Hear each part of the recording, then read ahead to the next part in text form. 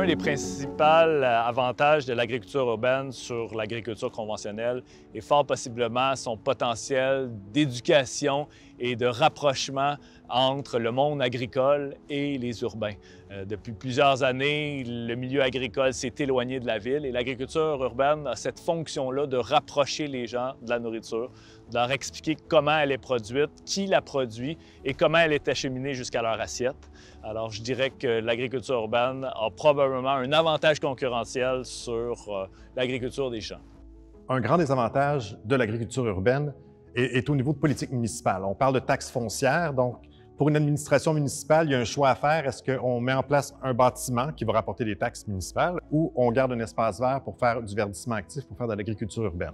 L'agriculture urbaine est un champ de compétences partagé, alors les différents niveaux politiques ont leur mot à dire sur le développement de l'agriculture urbaine.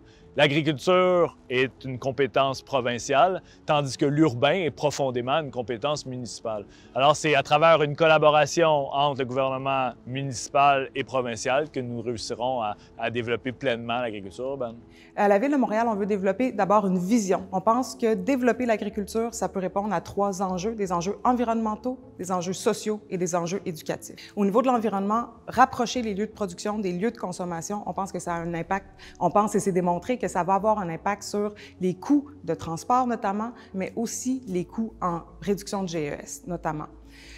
Au niveau social, les jardins communautaires, c'est un bel exemple pour briser l'isolement, tisser des liens dans la communauté et permettre à des familles moins nanties d'avoir de la nourriture fraîche sur leur table durant toute la saison estivale. Au niveau éducatif, on fait déjà des liens entre des camps de jour, par exemple, et les jardins communautaires, démontrer aux jeunes notamment d'où provient la nourriture qu'ils consomment. On pense que ça va avoir un grand impact sur leur façon de consommer plus tard et leur façon de traiter l'environnement dans lequel ils vivent. Les principaux obstacles qui se dressent sur la route de l'agriculture urbaine sont possiblement le manque de connaissances des propriétaires et des administrateurs publics. Alors, quelles sont les charges portantes nécessaires à implanter un projet?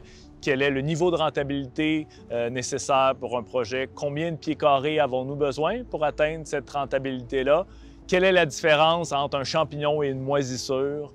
Quelle est la différence entre un insecte et une coquerelle? On voit qu'il y a plusieurs préjugés, autant dans le milieu immobilier que dans le milieu de la fonction publique, qui demeurent à être déverrouillés pour voir le plein potentiel de développement de l'agriculture urbaine. On souhaite vraiment développer l'agriculture urbaine dans l'arrondissement, mais on n'est pas un arrondissement où il y a énormément d'espaces vacants au sol. Donc, on cherche d'autres façons de faire. Notamment, on discute avec des grands propriétaires pour voir s'ils ne pouvaient pas faire des ententes avec des organismes, par exemple, pour libérer une partie de leur terrain pour faire de l'agriculture urbaine. C'est une première voie.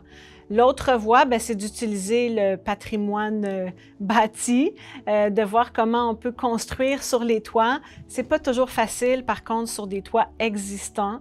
Donc, on essaie vraiment de voir comment, dans les nouveaux bâtiments, on peut inclure ou du verdissement poussé ou des serres, mais pour aller plus loin, on est en train de faire un PPU et on regarde à voir si on va demander aux nouveaux bâtiments de construire tout de suite des serres sur leur toit pour faire en sorte que les toits soient le nouvel Eldorado peut-être de l'agriculture urbaine en ville.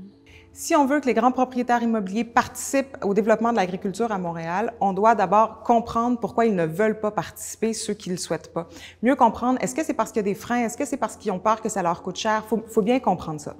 Deuxièmement, il faut revoir de notre côté la réglementation, le zonage, le code de construction. Est-ce qu'on peut le rendre plus simple, plus facile pour inciter les gens à participer?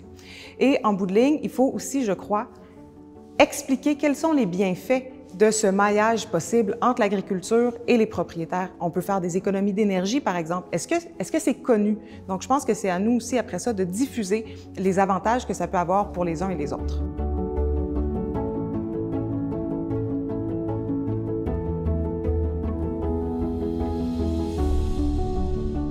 Quand les fermes LUFA sont venues nous voir, il faut savoir que le zonage ne permettait pas l'agriculture urbaine, parce qu'on n'y avait comme pas pensé à Montréal de permettre ce zonage-là. Et donc, eux, ils sont passés par un processus un peu difficile, là, qui est des projets particuliers. Notre volonté a été de permettre l'agriculture urbaine à plus grande échelle dans le district central et donc pour inviter et faire le chemin pour d'autres personnes, nous avons changé le zonage sans même avoir d'autres entreprises là, qui venaient cogner à notre porte. Donc, on a changé le zonage d'une partie du district central pour permettre de plein droit l'agriculture urbaine. On est ici dans la première serre commerciale sur toit construit au monde. C'était en 2011. Nous, on a décidé de faire de l'agriculture urbaine sur un toit pour utiliser le moins de ressources possible. Donc, notre objectif est vraiment de produire avec le moins d'énergie possible. Donc, la bâtisse va nous chauffer. Ça va nous coûter environ 50 % de moins qu'une serre conventionnelle. On va recirculer l'eau, recycler l'eau de pluie. On va faire du compostage. L'objectif, là, c'est d'utiliser le moins de ressources possible en ville, puis être le plus près possible de nos consommateurs. Dans nos 4 serres, on retrouve 160 000 pieds carrés de tomates et d'aubergines. On a aussi de la laitue et des herbes à notre serre d'Anjou. On a aussi d'autres poivrons qui sont produits et une serre de cocombres. Dans notre cas, on utilise les principes d'agriculture durable, donc on ne va pas utiliser de pesticides, d'insecticides, fongicides chimiques. Nos produits sont comparables à des produits biologiques. Nos prix sont alignés un petit peu sur les prix du biologique qui sont plus chers que le conventionnel. Par contre, il y a des raisons pour ça. Nous, ce qu'on vise, c'est continuellement à diminuer les prix pour rendre nos produits accessibles à un plus grand nombre de Québécois. On va livrer environ des produits à 20 000 familles par semaine. En termes de pourcentage, on nourrit environ 2 % de l'île de Montréal. Donc, c'est appelé à grandir avec le temps. Ici, on est en Antique, on a 31 000 pieds carrés de serre. Idéalement, la prochaine serre serait plus grande que celle qu'on vient de construire. Donc, la dernière est à 163 000 pieds carrés. Donc, on cherche des constructions plus grandes qui peuvent supporter des serres comme la nôtre. Et si vous êtes au courant qu'il y en a de disponibles, s'il vous plaît, faites-nous signe. On dit souvent que Montréal est une ville d'agriculture urbaine qui s'ignore. Montréal a été une des premières villes dans les années 70 à développer un programme immensément innovateur des jardins communautaires. Depuis quelques années, la ville est plutôt timide sur le support au développement de cette agriculture urbaine-là. Mais tout récemment, on voit que l'engouement se développe et suite probablement à la preuve de concept que différents projets peuvent apporter au territoire, on voit des différentes politiques qui sont amenées tant en termes de reconnaissance financière, attribution de fonctionnaires à la tâche agriculture urbaine et soutien à des initiatives diverses qui viennent bonifier l'offre d'agriculture urbaine. Il y a une volonté politique d'appuyer l'agriculture urbaine. Au niveau du gouvernement provincial, le ministère de l'Agriculture, des Pêcheries et de l'Alimentation du Québec reconnaît déjà le laboratoire sur l'agriculture urbaine comme dispensaire de services conseils auprès des producteurs en agriculture urbaine. Également, le gouvernement du Québec a un plan pour améliorer l'autonomie alimentaire des Québécois et donc s'est engagé, entre autres, à faciliter la construction des serres. Au niveau municipal, on voit plusieurs petites initiatives d'agriculture urbaine qui commencent à pousser et qui sont supportées par le milieu municipal, ce qui est quelque chose de très positif et que je vois d'un très bon œil. Dans 10 ans, en utilisant les 2000 hectares de terres agricoles de l'île de Montréal, nous pourrions subvenir à 18 % des besoins des Montréalais. Maintenant, en prenant ces terres agricoles plus l'ensemble des parcs de la région de Montréal, nous pourrions nourrir près de 50 % des Montréalais, donc on est encore très loin de l'autosuffisance. Pour s'approcher de l'autonomie alimentaire, il faut travailler sur 2 éléments aussi. Il faut travailler sur le gaspillage alimentaire. Je suis convaincue que si on réduit notre gaspillage alimentaire, on va nourrir plus de personnes à Montréal avec ce qu'on produit près de chez nous. Et deuxièmement, il faut qu'on s'intéresse, qu'on se questionne sur notre mode de consommation. Est-ce que c'est normal d'avoir envie de manger des bananes et des caramboles toute l'année alors que ça vient de très loin et qu'on n'est pas capable de les produire ici? Donc, ces 2 questions-là devront faire partie de la réflexion pour se rapprocher de l'autonomie alimentaire. L'agriculture urbaine et l'agriculture traditionnelle ne sont pas en compétition une contre l'autre. Ce sont deux types d'agriculture et d'ailleurs, c'est plus que 2 types d'agriculture parce qu'on parle des agricultures urbaines, donc ce sont des agricultures qui se développent ensemble. Et une va pouvoir se développer avec l'autre. L'agriculture urbaine a un rôle éducatif auprès du consommateur, alors que l'agriculture traditionnelle continue à pouvoir produire de plus grands volumes à plus faible coût en alimentation. En théorie, en agriculture urbaine, on peut faire pousser tous les fruits et légumes possibles. Cependant, d'un point de vue réaliste, C'est impossible à faire parce que le but en agriculture urbaine, entre autres en production en serre, c'est de réussir à rentabiliser l'espace qu'on utilise. Donc, on va se concentrer davantage sur des cultures qui vont avoir des plus hauts rendements à l'hectare ou au mètre carré, par exemple. Donc, c'est aussi la raison pour laquelle on voit souvent le poivron, le concombre, la laitue et la tomate dans les principales productions en serre. Ce sont des productions à très haut rendement qui poussent très vite. Pour la même raison, il ne ferait aucun sens d'essayer de planter des arbres fruitiers dans une serre s'ils prennent 5, 6, 7, 8 ans à arriver à maturité.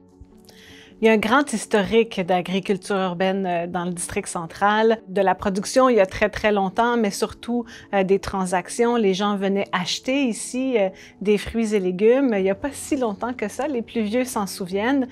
L'architecture du district central est particulière au sens où c'est un quartier qui a été beaucoup construit dans les années 70 avec des bâtiments qui étaient solides, avec pas beaucoup d'étages, ce qui fait que le potentiel est énorme, autant sur les toits qu'à l'intérieur des bâtiments. Encore beaucoup de friches sur le district central où c'est même possible de y cultiver au sol. Alors, l'architecture du quartier offre plusieurs possibilités sur le déploiement de l'agriculture urbaine. Plusieurs entreprises d'agriculture urbaine sont présentes au district central, que ce soit les fermes Loufa qui ont de la production maraîchère en serre sur toit, Écoprotéines et Tricycle qui sont des entreprises de production d'insectes comestibles, les champignonnières Richfield, Champignons Maison et Big Block qui produisent des champignons gourmets et champignons de spécialité. On a des entreprises de micro-pousses, on a des entreprises plus axées dans la distribution alimentaire aussi, qui sont présentes depuis longtemps dans le secteur, mais qui complètent bien l'écosystème de l'agriculture urbaine. Alors, on voit que le portrait des entreprises d'agriculture urbaine dans le district central est très diversifié.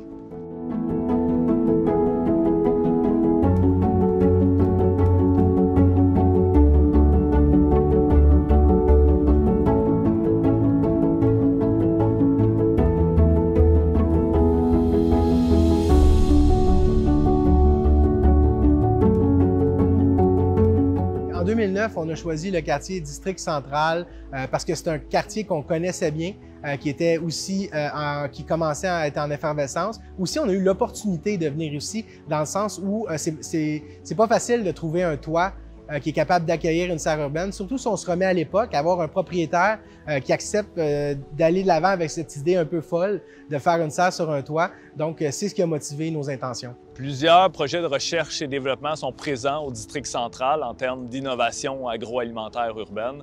On peut penser à la vitrine technologique sur les entomotechnologies, c'est-à-dire en fait les insectes qui consomment de la matière organique inutilisée, issue de la grande distribution alimentaire, qui transforment, dans le fond, cette matière organique-là en fertilisants qui, après ça, peuvent amender des plantes qu'on peut retrouver sur un toit.